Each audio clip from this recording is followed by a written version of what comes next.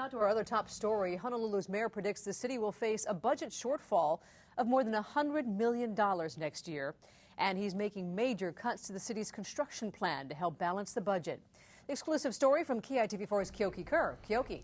And Laura, these numbers are preliminary and they could change. They're based on sagging Oahu property values and rising costs for the city next year. Mayor Peter Carlisle projects there could be a $103 million budget shortfall.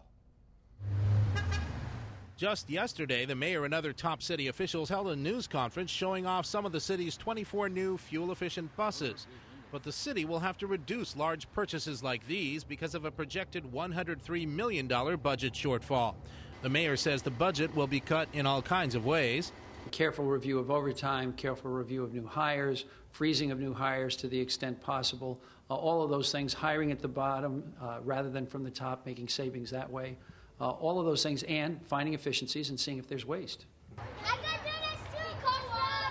The city's construction budget funds everything from improvements at city parks to fixing leaks at police headquarters.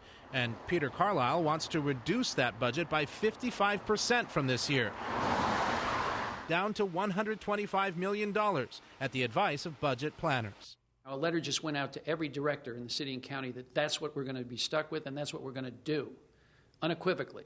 Carlisle is critical of this year's construction budget, which rose to more than $280 million during former Mayor Mufi Hanneman's final year in office, even though Carlisle says Hanneman was warned to keep construction spending at about half that amount. So that's put us into a deeper hole than we were in before. And certainly everybody had knowledge that this was going to be a bad year. So I want to find out why that happened.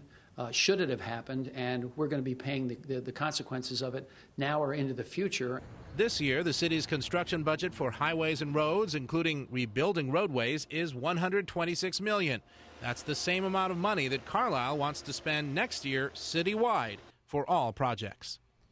The city's multi-billion-dollar rail transit project and its sewer operations are funded from excise taxes and sewer fees, and those projects would not be affected by Carlisle's cutback.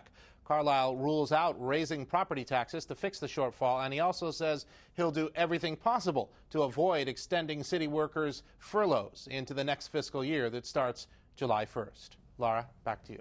Wow. All right. Thanks, Keoki.